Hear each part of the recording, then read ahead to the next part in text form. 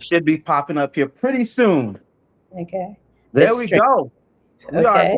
We should be live. We should be Every live. time we're figuring this thing out, but we're making it. Yes, yes, We, yes, yes, yes. we are making it. Let me sure I get. Should I do a wide view or short view? Maybe a wide view so people can see the book behind you. Okay. You know, Mhm. is Michael, right? Your husband, Yes. he's back there Yes. directing Yes. things. Can he see everything, Michael? Are we good to go, Michael? Help us out. You see We should African. be. Yeah, we're 30 seconds in. LinkedIn is not. Doesn't matter. So it I'm should. on the African think tank. Uh-huh. Hey, everybody. I think no one's on yet, but we're gonna get a few people here. Okay. Clear throughout this entire. Okay. So okay, we can begin to chat. I don't know where to look, so I'm not Oh, looking, but if you're on oh yeah, Sidoni's on. If okay. you're at the African think tank page, Yes. are you there? Yes. Okay. It should. Imagine a place where young minds. Let me see. Okay, I'm on. Let me see. Folks will be right there with you. Where's I'm on. I see myself. Let me see. Okay, I'm on. How okay. about you? Okay, we're gonna start. We are recording though, Okay. and I'm guys, well, all in. I'm all in. I'm chatting with you. I'm here. okay, we're here. Let's get Yeah. going. All right, everybody, welcome again to the episode uh TATT talks. You know, we always sometimes have some difficulties with the recordings, but we're learning each step of the way. We are. I see two people have jumped on. I am so glad um, to be speaking with another author. I think as I put the list of speakers together, a lot of authors kept coming to mind, and as I reached out to them, thankfully their schedules were opening up. But the reason I reached out to authors is because they took the step to actually put pen to paper Mhm. and put into words their thoughts and their ideas and their wisdom and their counsel. And sometimes, you know, within the African community, we've talked about this. I think you even referred it, Andrea, at a last meeting um, that we need to be telling more of our stories. That's why you were up there as a Mhm. panelist. Not only were you able to share, but you had some tangible proof of the work you put in. So, without further ado, I want to welcome our guest Andrea. I get this Olatunji. Olatunji, you said that so well. Yes, Please, Olatunji. Olatunji, and obviously a Nigerian. Yeah. Yes. Yo, Yes, yes. wow, that's maybe the only thing. Osanu, I maybe know a few, but that Nigeria is No. very Oh. large, so I may be saying some things that, depending on what part of the country you're from, Mhm. may be understood. But I want to jump right into this because with all my guests, I have discussions prior to us coming online, just to be able to get a background and how I've been presented, and if there are any questions. So, like I said, my first question is: tell us a little bit, introduce yourself, but tell us about your life back home before you came to the U.S. Uh, how you grew up, what were some of the challenges, what were the good things, the bad things, and what did you walk away, or what did you walk away from when you were moving here, and what do you still hold back home? Well, thank you for the invite. I'm very excited to have this conversation with you. My name is Andrea Olatunji, All that. and I Olatunji, yes, and I was actually born here in the States. I was Okay. born in St. Yes, Missouri, I and remember. yes, Yes, I yes. So I remember. have a story that I was born here in the States, but I was raised in Nigeria. So I was only Mm, 8 weeks old. My parents were already ready to move back because they were international students in the 70s, and they were ready to move back. But oops, they realized that they have a baby on the way. and as soon as they had me, my mom waited the 8 weeks because of her. So she had a C-section, so she was given 8 weeks, advised to stay in the States for medical care before she traveled overseas. And as soon as, like, literally 8 weeks later, I was born in December, and by February we were back in Nigeria, and that's where I was raised. I only traveled international once in my youth. I was 8 years old the next time I traveled overseas for to visit my aunt in Canada and London. And my parents were middle class, very educated. My mom was is an accountant, retired accountant now. My dad was an engineer, and they had, of course, very focused on education. So I went to boarding school for my middle slash high school, which is very typical in Nigeria. I went to a primary school, which is elementary school, and by the time it's middle school all the way to high school, I went to an all girls boarding school, and it was amazing. I still have so many friends from my boarding school days. It was a great training ground for life, because if you want to be resilient, that's a good training ground. If you want to be able to adapt to all kinds of lifestyles in as a young person, that eventually translates to your adult life. So Hmm. I graduated high school, and then a month or two later, I believe, my sister, who is older than me by a couple of years, traveled to Texas. Why Texas? We have a family friend that came from Texas to Nigeria for a visit, for someone's wedding or something. We're not related to this person, but in Nigerian culture, a friend of a friend of a friend is an uncle to you, Yeah. especially in a different land. So Yeah. he comes to Nigeria, a close family friend that also has daughters around our age. Were contemplating also, because they had kind of had similar stories, and they wanted their kids to travel overseas to the US for their college education.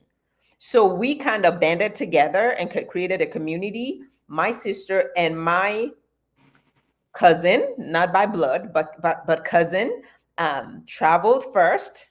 And within 6 months or so after they traveled, they kind of secured the place. They got a job immediately. They got here. They got an apartment, and about 6 months later, the rest of us girls came. Mm. So it was uh, two sets of family. Me, my sister, and I are of course siblings, and then the other three are siblings, and then we call ourselves the five cousins. So Mm-hmm. we immediately, I have the unique experience of not coming isolated to the States. Mm. Mm. So as a 17-year-old, I didn't come and say, I don't know anybody. I wasn't thrown into the culture like that. So I had Mm. that community. And up until this day, we're a close-knit community. And that was a beautiful, I was listening to Dr. Sidoni's post yesterday, where she expressed being isolated when she came to the States as a young person. And I have empathy for that, because I had that community. By the time we started junior college and started our work and started to find our way in the States, none of us had to do it alone. And that's a beautiful gift. Mm-hmm. And then that transferred to going to a 4-year college, consideration for even more higher learning, because that's the vibe.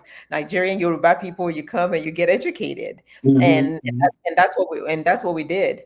And fast forward, within a year of getting here, I met my very good friend up until today, my very best friend. I'm married to him. I met him within a year of being here, and we kind of grew up together, and the rest is history. Okay. Yeah. Yeah, yeah. Yeah. We ain't talking about him right now, but that's We're talking about him, okay? tell him I love. I got nothing but love for the man. No, but Right, right. I think you bring up such a uniqueness of this our journeys here and in the ways I remember now you said it because you were born here 8 weeks. I mean, 8 weeks was it? You went home and you actually grew up in grew up in Nigeria with U.S. citizenship.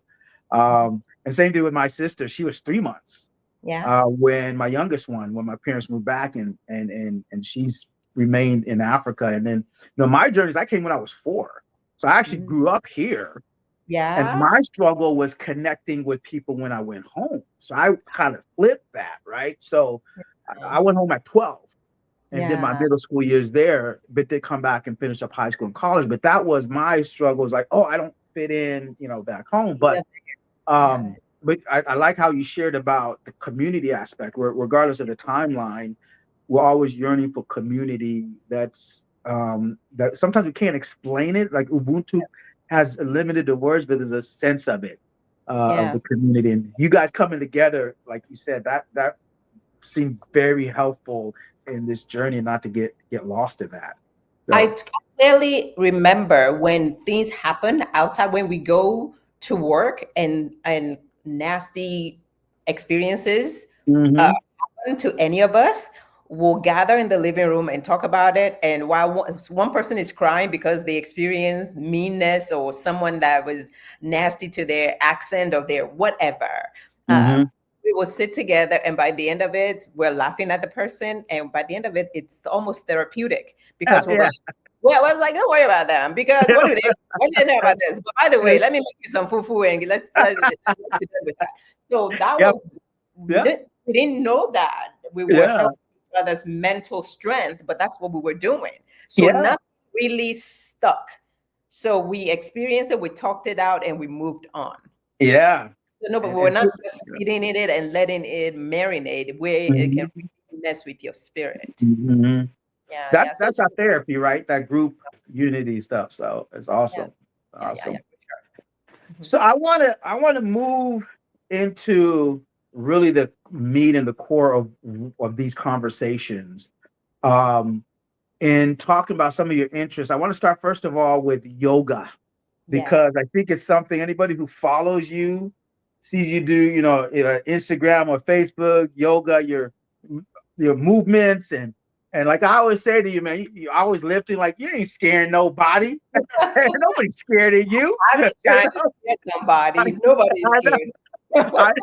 I, I know you ain't, but it seems there's a definitely you have a commitment to yoga. And can you tell us how you got interested in it? What's the story, and and you're consistent in it as well. I think there's one component of that because I keep seeing you post about it. So share a little bit about how yoga incorporates your life. So I I was not an active kid. I was a Mm. little chubby girl, and I got bullied with that. That's in Nigeria. But fast forward, I found fitness in literally, you know how you're in a college and you're required for your 1 hour of physical activity. You register Yeah. for 1 hour. That was my first introduction to wellness. And the moment I tasted that feeling, I Hmm. was I was hooked. It felt amazing. I was like, what is this? I wasn't trying to lose weight, but it felt good. So I started to just kind of hop around on different things, and I will cycle, I will go to the gym, I would always just do little things here and there. So back to your question of how did I find yoga? When I had my first two kids, they're 17 months apart. We moved from Austin, Texas to North Dallas area. So in part of our of settling down into the area, we found a gym, and I fell in love with cycling, and I loved the idea that I could take my two kids to the gym, and that's kind of like the only moment I have out of my day because I stopped. I became a stay-home mom after my son was born. So this will be my time where I can just kind of sweat and then pick up my kids from the daycare and leave.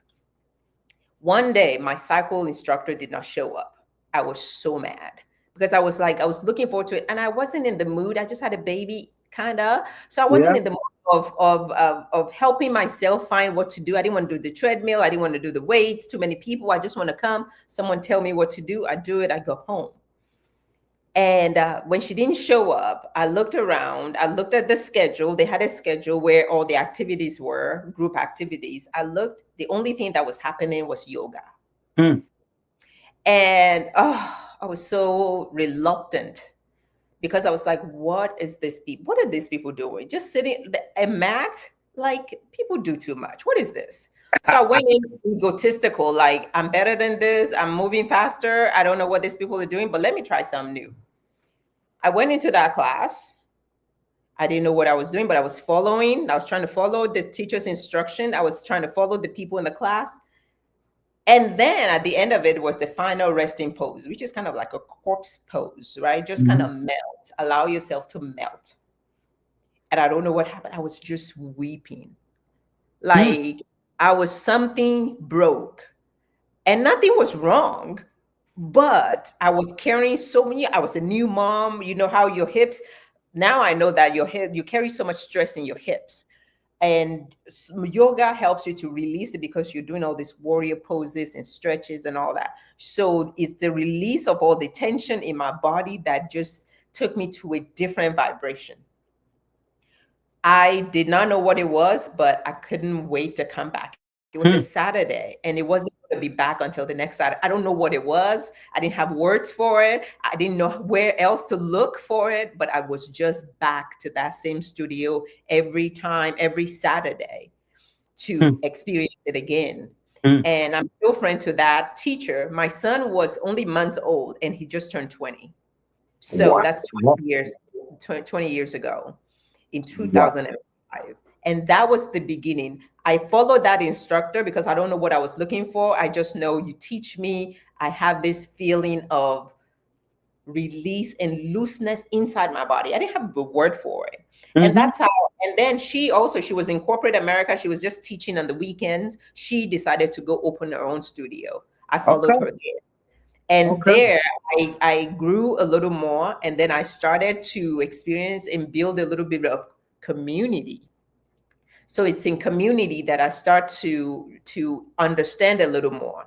And and then I continued yoga. I started to do other things to inspire my fitness journey. Now my fitness goals were, I was elevating my status. Like, okay, maybe I can do a 5K. Maybe I can do a half marathon. I started to kind of improve myself, and and I started to go to another studio that's close to my house. I loved that studio too. I still do. Um, and they had a teacher's training, yoga's teacher training, and the owner invited me to join. I was like, I don't have time. I have 4 kids. Everybody's all over the place. So after I did the first yoga, I've had 2 kids since then. I practiced Yeah. yoga the entire time. So fast forward, long story short, I became an instructor in 2018. I got a certificate in yoga teacher training. Okay. And then I didn't think I was going to teach. I was kind of, it's one of those bold moves, like, I love it for myself, but I don't know about teaching other people. Yeah. And slowly, like kind of the pivot, you start to build courage a little bit at a time. And fast forward today, I love it. I teach it. I take it. It's kind of part of my routine. Hmm. Yeah. You made a good segue into the statement. That's a good segue into this question, pivot, Yeah. right? And one thing Mhm. you said about yoga is it's about awareness, if I understand Yeah. Hmm. clearly. Yeah. Um, and then being and from that awareness, it takes you into pivoting. I guess when I say pivoting, it's like changing into action. So you go from awareness into action Yeah. is what I'm understanding. So how did So yoga give you an awareness and then help you yoga, shift? Yeah. the name yoga itself means union, Hmm. union of spirit, mind, and body. So Hmm. it's just, if as we are sitting here, we can be practicing yoga. If I'm here with you, listening to you, really being here, not like I'm talking to you, but I'm thinking of what else to do. I'm not Hmm. just, if I'm here where my feet are planted and I'm aware and I'm here curious, that is in itself, it's yoga. If I can breathe into this moment where I'm here, It feels good. Try it. If you just take a Mhm. big breath in, open your mouth, exhale. It feels you're a little more grounded and present. Mhm. So yoga is a training space for life. It's the lesson what I learned on the yoga mat is not for the yoga mat. It's to transfer to life. Where I'm Mm. aware, I'm aware in my relationships. Mhm. I'm aware of energy. I'm aware of the space in my home, in my family, in my marriage, in my friendships, in my job, in my corporation. Mm. All the things, just being mindful. And even if you're a person of faith, you know that even in the Old Testament there was a command that tells the people of Israel back then to say, meditate on these things day and night. So Mhm. meditation is prayer, it's yoga, it's what are you thinking? What are you sinking your body into? Your Mhm. mind, your thoughts, your Mhm. spirit, your soul. So Mhm. it's not there are a lot of people that because they think it's an Eastern practice and it's going to mess with their faith, so they don't say the word yoga. You can say call it whatever you want, just Yeah. breathe into the moment before you Mhm. yell at your child. Breathe. Yeah. before Yeah. you before you flip the middle finger. Breathe. Yeah. Before you like, oh my god, my neighbor, the politics, breathe. Yeah. Being Yeah. mindful, and that is, it's only when you're mindful that you can choose to change direction. And Mm. pivoting is changing direction. Yeah. But if you're not even aware, you said something where even your space, like, why am I in the city? Why do I care for the country? What is it Mhm. that I enjoy here? That's mindfulness. Mhm. Honest with yourself, calling yourself up to the moment and say why. When anger and emotions and all the emotions that we humans are we feel, you can call yourself to the moment rather than losing yourself in the moment. Mhm. Whew. Yeah. I think, Matt, I have so much to say in response to that, but I'm not going to do because I want to make sure you get your words in because I think you're onto something that we within the African community um, need to continue to be mindful of where we are. I think one of the things we definitely talk about the African think tank, and I want to segue into your time there and your presentation is that it was created out of mindfulness. Yeah. You know, you speak the history with Sidonie, the founding director, along with her husband, is they sat around, and the video also speaks to that, and Yeah. were mindful and aware that there was something missing Yeah. for them to within the African community, Yeah. right? And so they had been all this success, and coming through a lot of struggle in order to achieve it, but there was still something empty, and so I think that sense of mindfulness and emerged a pivot to emerge where Absolutely. we have the African think tank and has absorbed a lot of their time and energy, but their passion that they have been able to pour that and also provide that platform for a great number of people. And you came on as one of our panelist speakers as well, and you spoke to a great deal of things. And one of the things you definitely was shared about your book. So let's go into that right now. Is what was you're an author, Mhm. and the question I have there is what was the catalyst that said I need to write this down. I need to take what I have here and around and put it on paper. What was the Yeah. catalyst that drove that? And thank you for asking that. I love telling this story because the pivot is my second book. My first Second, book, okay, yes, my first book was Midlife Clarity. So to answer your question, I have to go back to Midlife Clarity. I love go this one. back. So I've broken into it so many times. Uh, so the story of my life continued until a beautiful story. I'm very reflective in thinking back. The subtitle for Midlife Clarity is Use the Lessons of Your Past to Sparkle Your Future. Hmm.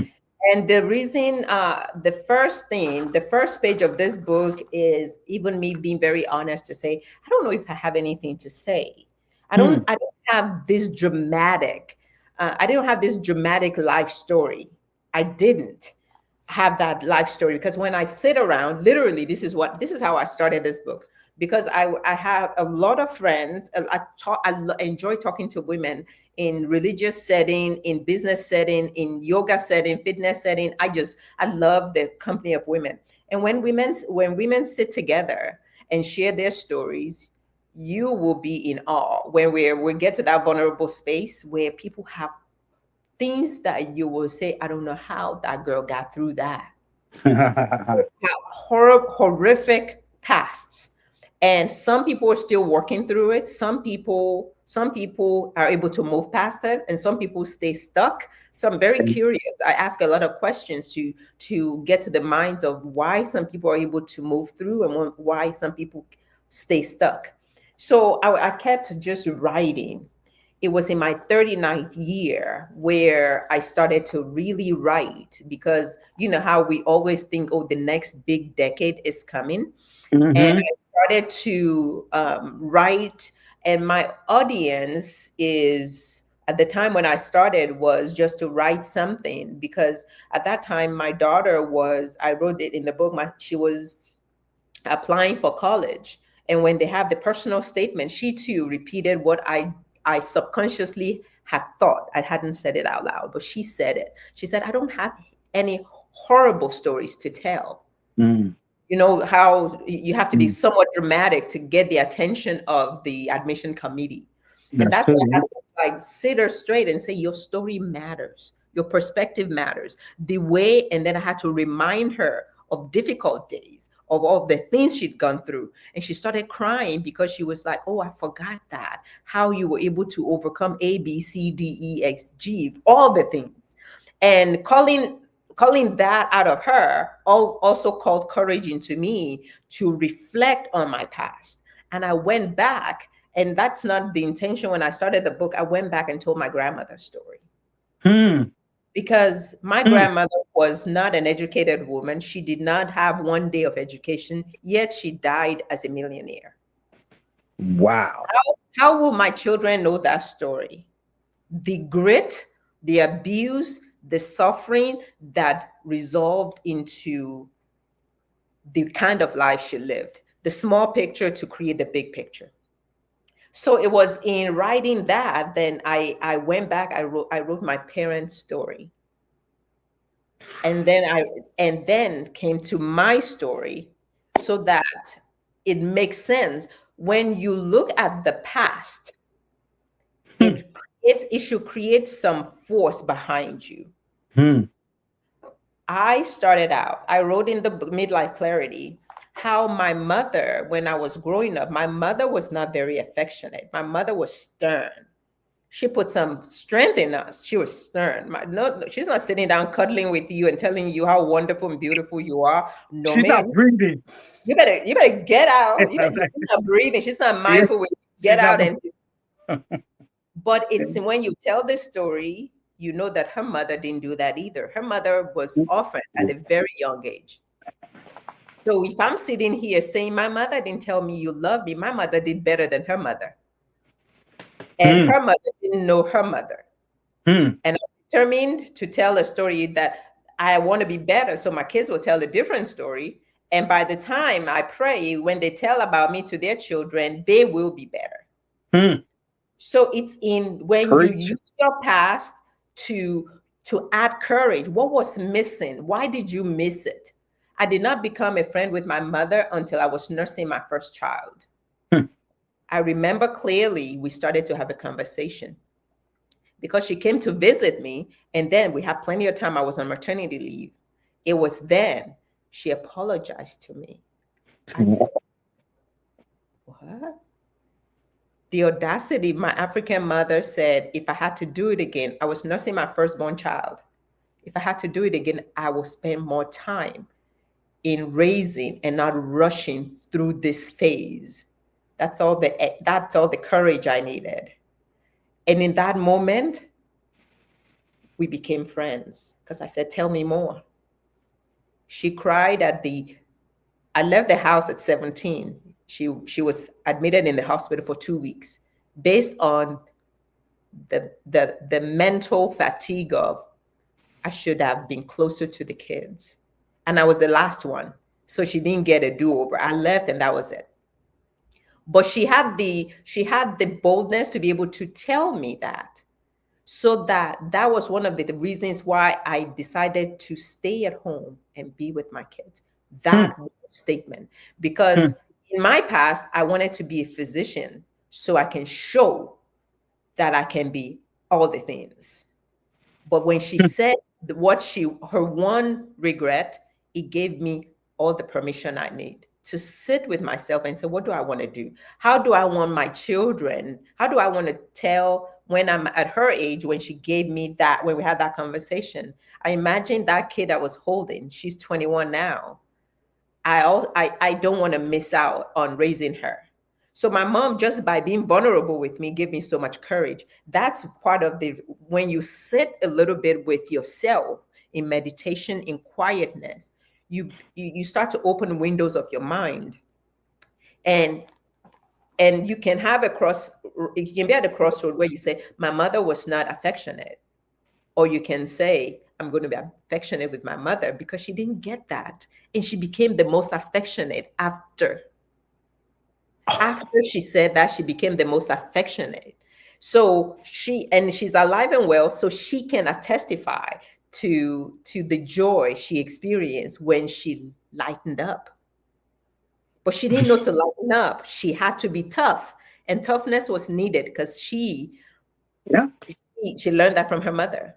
So that's why there's so much when people have gone through, and I'm not diminishing anyone's story, so many horrific things, but sometimes you have to understand the story of who did what so you can Hmm. release them, and then you can Hmm. live a more abundant life in the release, because we suffer when we hold on.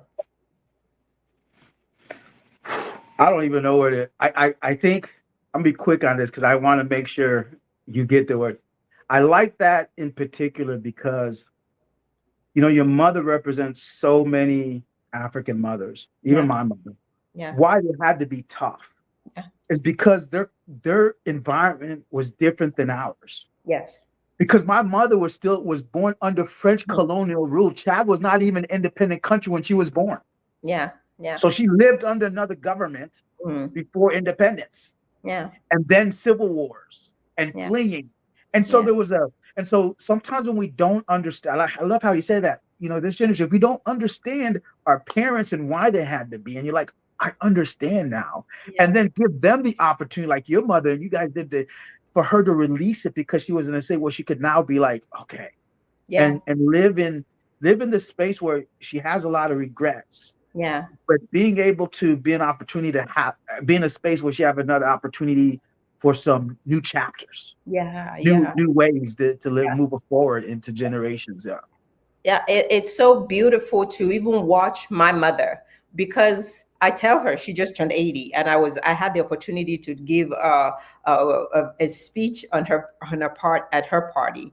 And part of the things I said was, I'm so grateful for the evolution, the pivots, because if my mom had died at 50, I wouldn't know this woman.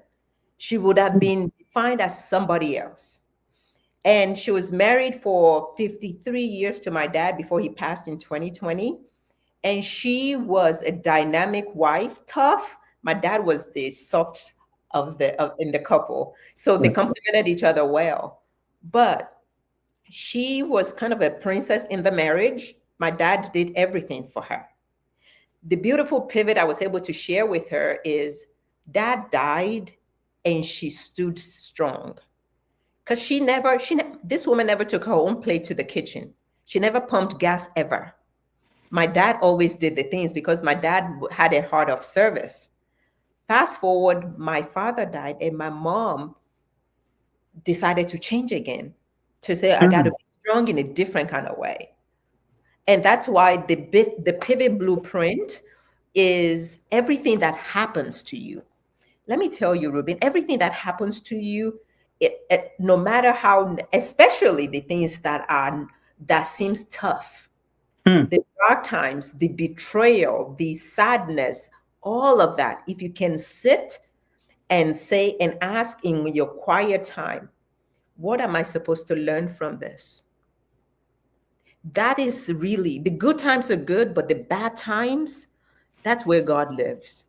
Mm, If you can sit mm, in it, if you're not looking for sympathy, if you're not looking around to announce to everybody, if you just sit in it and say, God, what do you want me to know? How do you want me to show up here? Who do you want me to be? That's how you pivot. mm, Because in some seasons you're soft. In some seasons you got to be strong. In some seasons you got to be quiet. In some seasons you have to speak up. But it's in sitting with self where you can say, in your, I've been married now for 23 years and together for 30. And the roles of anyone that's been married for more than a minute, sometimes you're the talker, sometimes you are the listener. In parenting, sometimes you are stern, sometimes you come and cuddle.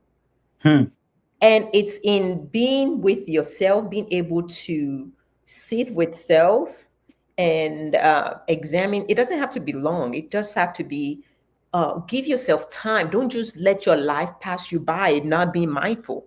Because otherwise there's something, if you don't take care of your time, someone will take it from you. And there's always something that will upset you. Someone will say something in politics, in the race issue, in the church issue, in your work issue. Your in-law will say something, your neighbor will say. There is plenty. If mm, you're not mindful to say, that's not who I want to be. I've mm, already decided, I've pre-decided. So when foolishness comes, because foolishness, as we know, is always around the corner. But if mm, you've already decided that, you know what, I'm going to live a life that is full of joy, even in the face of chaos. So when chaos comes, you have to rise and said, I already said I was going to be joyful. How am I going to find joy in this? yes. And that's calling yourself up, because if you Mm, fly off the handle every single time, you will continue to fly off the handle yeah. at every Yeah. single. Yeah. Yeah. It develops. Yeah. I think I'm just, no, honest, I'm just very impacted by the fact that for your second book was built on your first book, Yeah. and you built that because of your, and you told your parents' story Yeah. and then their story. And I think one of the things that as the African community, we need to be able to put pen to paper, whether recorded is being tell more the story of our parents. Yeah. Because once that's gone, Yeah.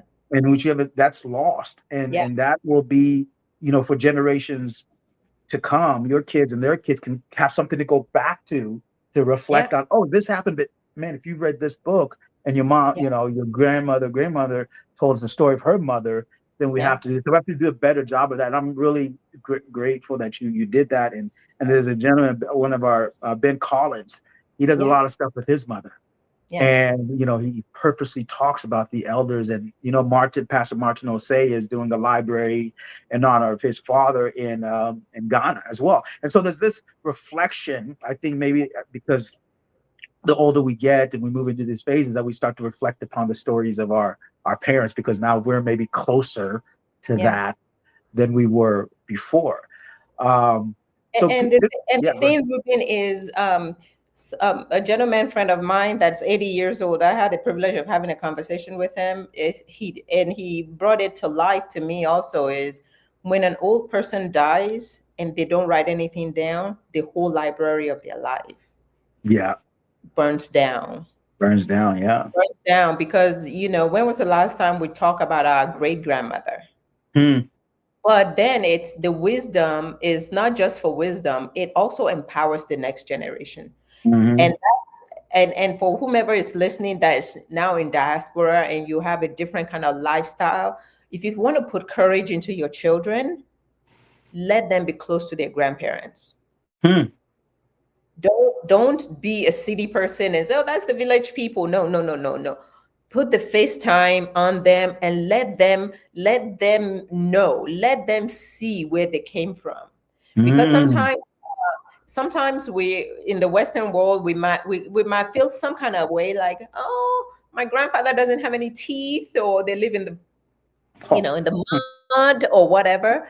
No, no, no. Let that be a source of pride where they Mm, say in the middle of their fancy living, going to Harvard, all that stuff, call your grandparents and be proud because that courage, it builds something in you to know where you came from. mm, When you're young, it's not as important, but when the older you get, the closer you are. Because my mom was 52 when we had that conversation, 50-ish, I think. And this is my 49th year. So I am her literally when I had that conversation with hmm. her. Yeah. So No, and I think I just and I okay, we got enough time, 20 minutes, but I think what you just said is so relevant yeah, that sometimes our progression moving forward forgets that we still have anchors that we yeah, need to remember. And I and I'll be honest, when I first moved back to Chavs, like everything was happening in the city, like the city centers. I could talk about the big cities. yeah, But in this season, like I want to when I go back to Chad, I'm getting on the bus. I'm going to the village. I'm gonna start in the village and then yeah, work my way back to the yeah, city and then fly out. But yeah, there's just so much wisdom that's in the village, yeah, and that we somehow maybe because and some of it is not due to our own doing. It's just life gets a hold of us and we do. But let's segue into this because you said something that's important. It's like yeah, life gets a hold and we get pulled and in all these directions and career and kids and stuff. But at some point, we have to find what's important and align those things yeah, that are important to us and yeah, push everything else away and say, yeah. okay, if the village is part of that story, I don't want to talk to the village as some kind of grandparents or aunts in the village as some kind of secondary, Right, right. resource. I want them as primary. So I'm going to make time to go when I go home. And then, Yeah, yeah, I will always have this when I come back. So I know your book pivot talks about the alignment piece. How yeah. did you come to align things personally and build that blueprint in your life? What my I've been having a deep reflection in this past few months because this is I'm approaching a new decade, so it's always Mhm. it's always a good time to reflect. And one of the big lessons I said earlier that you call yourself up and say, "What am I supposed to learn with all the things that, especially if there are serial things happening, that if you see a pattern." And part of what I think it's important for anyone that's listening, maybe you are at a crossroad or maybe your life is moving a certain way, is to write down, if you can, if you keep a journal, to write down what you want to be, who you want to be in the world. Because in this world we can be pulled in different directions. Who do you want to be in the world? Because everything you want to be is already in you. If we believe the fact that we're made in the image of God, then everything that we are is already in us. What do you want revealed? Not it's Nothing is being created in us. What do you want revealed? Because everything is already in us. So if you can have an image of what you want to be, if you want to be kind, strong, joyful, loving, uh, hardworking, whatever adjective you want to add to yourself, establish that. Part of on for my on my vision board, I love and kindness. Love, light, and kindness is on there. I love it because I love to receive it, and I really particularly enjoy love and light. I don't get friction. I love conflict resolution, and part of knowing and establishing who you want to be is that when life comes, it's gonna test, are you for real? So Hmm. it's good to have a solid foundation of who you want to be. If you want to be, I mean, badass is on there. I want my kids to look in the history book. It says she's a badass. It's on there, along with my loving, love, light. Don't play with me either. So it's balance, so that sometimes your kindness can be mistaken for foolishness or for weakness. So it's standing on faith, standing on something, so that when life comes, you can go back and say, how do I go back to all the things that I am? And that's kind of that's something that can pivot. I talk about. I think you were telling me about a post I did a long time ago that Mm-hmm. resonated with you about bitterness, how Yeah, to dealing really with bitterness and resentment. Yeah, resentment. bitterness and resentment. That's a great example of uh, I don't want to be a bitter person. I don't want to be a resentful person. Granted, it's on the list of do not. I don't want to be bitter and resentment. But as humans, opportunities comes for those things. So how do you the strategy, the pivot strategy is how do you work your way back to love and light when life comes? And part of the things I am confident in is gratitude. You have to be grateful for people, places, and things that you encounter. Hmm. You have to show gratitude to for the experience, for the encounter, for the time with maybe it's a job, maybe it's a person, maybe it's a marriage, whatever it is. And then when the time is up, gratitude that it happened and gratitude that it's time to leave it behind. Mm-hmm.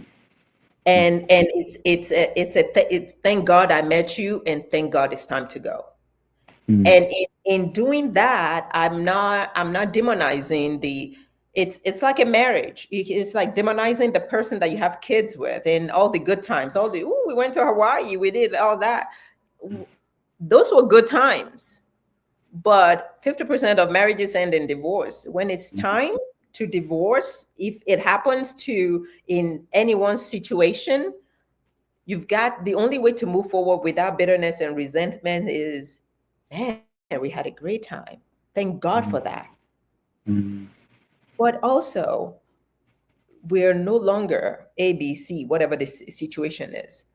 Now you're killing my spirit. You're dimming my light. Whatever it is, Mm-hmm. I have to let you go. It's but thank you and goodbye. Mm-hmm. In the same breath. There's no way if you say thank you for something, it's hard to hold resentment and bitterness. Thank you. That doesn't mean you want it back. Like if we don't see ever in this part of eternity, it's good. Thank you. Mm-hmm. Mm-hmm. So that's kind of a strategy that it's helped me in so many situations. It's helped me to be grateful for encounters, and when disappointments and endings come, it's been a great tool to release with joy. Even if I didn't want it to end, if I didn't want it to go, but to be able to say thank you and goodbye. Yeah. Like you can really wish someone well. I Mm-hmm. wish you well, but I wish you well over there, not over here. Mm-hmm. You don't have to go. Yeah. That so that your light does not dim my light or your shine. You can shine. Everybody, like God help you to shine and be well. But sometimes we as people we outgrow jobs, we outgrow places, we outgrow people. And Mm-hmm. it's a beautiful thing when you can really meditate on the good times, the laughter, the meals you shared, the trips you took, Mm-hmm. and really allow yourself to look at and say, what a blessing that was. That was a beautiful time, Mm-hmm. but also goodbye. And that was and That's that's the part of blueprint your blueprint. Um, of it. I want to talk about the process quickly because I want to make sure you plug this in because we're getting maybe about 12 minutes. Is your Yeah. process for writing? Because that's one of the things, I've had a number of authors and I have another author next week who's Mhm. coming on. And what was your process for writing? Because we're trying to get more people, People, especially Africans, to write more, whether it's articles, starting with articles, starting with a few Facebook posts, and then eventually putting books out there. And I think Kelly Brooks, who was on, I think over a month and a half ago, talked about the challenges of come with the process of writing, and they help guide individuals yeah. in writing. What was your process as far as your discipline was concerned, and then editing and publishing? How did that go for you in ways that you could help others? So if you I encourage everybody to write. Even if you're not going to publish, just write. You'll be surprised how you start from A and your mind goes, your strategy goes a different way. But the Mm-hmm. discipline I created was I'm a morning person naturally. Even now when I'm not writing right now, but I like to wake up at least 2 hours before my kids, Mm. even during the summertime. I love the mornings. Some people love the nights. It could be if the night is your jam, then you sit and allow yourself. At the beginning, then when I was still trying to develop the muscle of discipline, I will just have a timer for 20 minutes. I just sit and sit. And at first, I needed to create an outline with a paper and just maybe write the name of the chapters and just whatever. If you're writing about, just write big ideas. And then maybe you open your Google Doc and just start typing under the topic that you wrote. Just start typing. Don't edit. Just write, like, just keep writing. It does not have to make sense. The first draft is trash, believe me. I love my first draft so much, and I hate when I have to delete 60 pages. I'm like, oh gosh, that's like 2 months. Yeah. But the first draft, you're gonna be so much better as you go along that the first draft, you're like, no, what was I thinking? But Yeah. just write, because the only way Yeah. to get to the good part is to write that first draft and let it be trash. It might be magic at first, maybe, but don't expect it to be magic. Just write. And then the editing process takes longer because you write everything and then you realize, oh, did that won't make sense to somebody else because it made sense Mhm. just to get it out. And then Mhm. it's in the writing, it's in the editing. And I have the first time I did all the first time I did all the process myself. The second time I have a friend that's an editor Mhm. and someone that you can trust that can read and tell it to me. Or you can have all this. There's so many industries out there that will help you publish. The Yeah. writing the writing part is the initial discipline. Mhm. And don't let it be, maybe you start with 20 minutes and before you know it, you're like, oh my God, it's flowing, but you have to go but just sit and write. That is Mhm. the, um, that is the only way to do it is do it. Just Mhm. write. And Yeah. maybe at first set a timer for 5 minutes Okay. Okay. and then just do it, but do it consistently enough that when I started writing actively, I'll have a paper and pen in my car because ideas will come to me. I was like, oh, I need to go to that direction, and then Yeah. I just jot it down or put it in my voice memo so that I can come back to it the next time I sit down to write. And I was Yeah. editing during soccer practice, during like I was editing all day. Okay. Okay. Yeah. And early in the editing early in the morning. How early in the morning were you up editing when you were since you're a morning person? You like I, get 2 hours when I before was writing, I would get up at 2. I would get up at 2 in the morning. because in the morning, especially when I get super excited. But Okay. now I wake on a regular day. I wake up at 5. That's Uh, I'm just a morning person, okay. but I'm no good after 8 p.m. I'm, Okay. when I wake up super early, that's just my biological clock. That's how it works. But That's then good. yeah. So That is the only good. advice I'll give is consistently sitting and writing. Just sitting and writing. You'll be surprised what just sitting alone, even if you don't plan to publish, just writing itself is such a therapeutic process. Mhm. So it builds so much courage. And it gives you so much clarity in just writing. You just Mhm. have so much clarity, and that's why some people keep journals because Mhm. they write it all out, and it's like talking to a therapist. Mhm. Yeah, It seems like you're taking us back to the very beginning.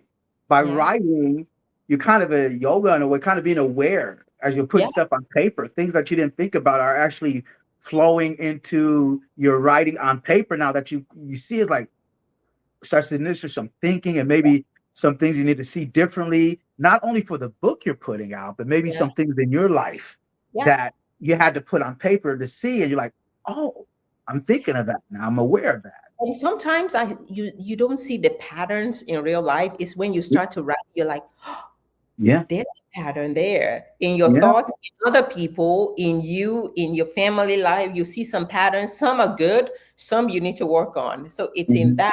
that's why it's such a beautiful process. Yeah, Yeah. yeah, yeah, yeah. Wow. Wow. Mhm. We have about 6 minutes here. What?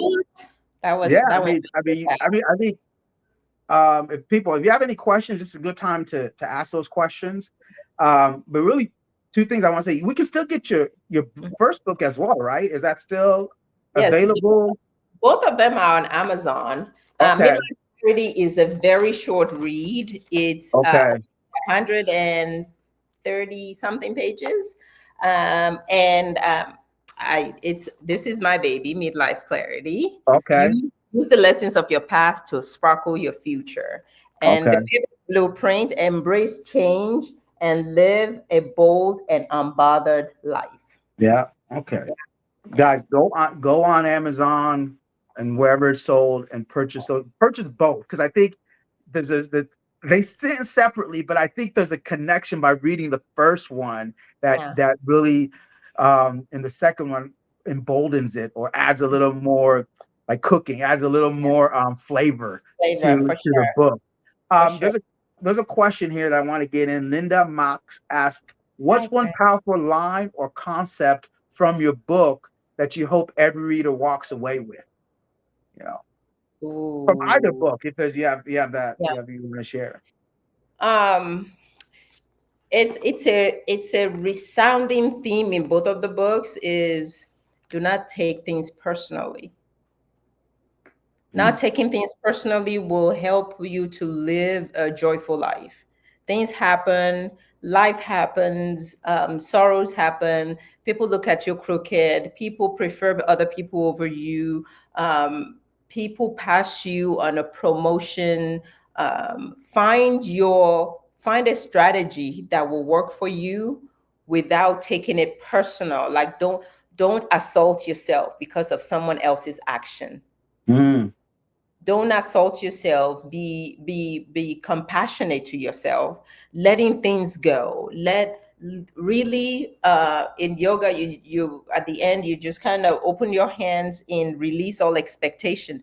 Experience life as it happens, not as you think it should, mm-hmm, just as it is. So as it unveils itself, peels itself out, and layers are peeling off, just experience that. Oh, okay, some things you think will last forever, they last a minute. mm-hmm. And some things you just passing by, it becomes something that is of depth. So just learning to experience life as it happens, not taking it personally. To say it happens, it's not, I'm not gonna say that it was deliberate and it was to knock me down. No, Mm-hmm. that person did what they did because that's their limited thinking. How do I rise from there and create a magical life? Going back to the adjectives I want for my life, and I'm staying with that. Love, light, kindness, joy, peace, badass, all the things without making someone come and taking your adjectives away from you. Yeah, And all the yeah. adjectives are all the characters of God. Like all the things that you said, I am created in God's image. I want that for myself. Go ahead and do that. And do not let people derail you by you taking things personal. And now you're here with a fist, always fighting with a sword in your hand. No, no, no, no, no. Just live an unbothered life. Yeah. Yeah. Thanks for that. And I think it definitely initiated another question. How have you balanced personal life versus making your other relationships flourish? How have I How have you balanced? balanced personal life versus making your other relationships flourish? So, Oh, I I make time. I make time for what's important. I make time for what's important to me. Relationship is very important to me. I have friendships that I just treasure, um, and my family. There's no doubt how much I love my family for sure. I create time. I also, part of the balance is I want my children to see that I'm not all about them. As much as I'm into them, I also Hubby. want them. Sorry, it's um, your hubby. So I'm like, okay, okay, go ahead. I'm sorry. Yeah, um, yeah.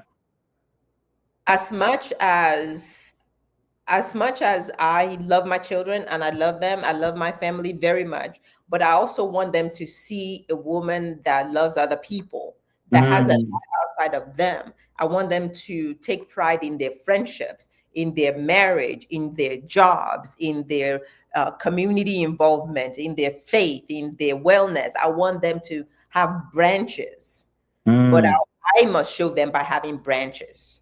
So mm, how I balance them is I I want them to see that it's not. I want to have mm, fun as a mother. I want to have friends as a. I want to have friends in my community, friends in in other cultures. I want to reach back to my culture. All of it. I want it to be a platter that is so delightful. So mm, I want it to be so delightful that my kids see me and know that I'm always for them and some more. mm, I'm more than their mother. I am more. mm. Yes. Yeah, no, That's the that's balance. Yeah, that's the balance I crave. all right. Sorry, Yeah. Michael. You got to share her. I don't know why you're out here trying to. I don't know. You're asking. You got to What? share. You know. Never That's why here. he asked that. That's who asked the question. Your husband. Oh, He's out geez. here. You may have to deal with that. But I'm like, that's all right. But we are over time. I'm still gonna give you the last word because I'm gonna say thank you right now because this has been a powerful conversation. And I know there's so much we could share and break it down even more. And I will have you back on. I'm even thinking as I have my conversation with Erica, I think in a week or two, is bringing you three authors, Sanyu, and then you and Erica together and have a conversation because I think there's a synergy of like, are there, African authors talking to each other and having Yeah. that conversation. So we'll look into that. But thank you for what you're doing. Thank you for your books. I encourage everybody to go on and purchase those books. That's how we show support to one another within the African community. And then if you needed writing help, I'm sure Andrea will lend you that. It'll be Reach my out to pleasure. her. Yeah, Yeah. and Sanyu is the same way.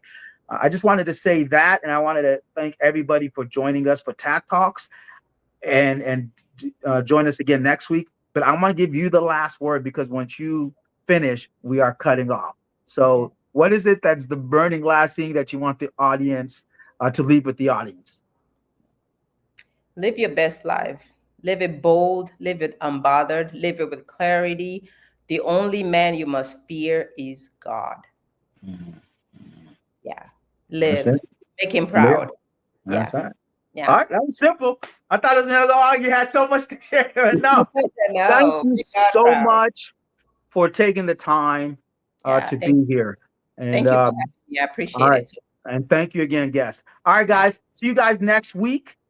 We have a friend from Zambia, and then I think who will be joining us. And then the week after will be Erica, our final author. All right, guys. You have a great evening. Andrea, thank you again. I Okay. appreciate you, Andrea. Good night.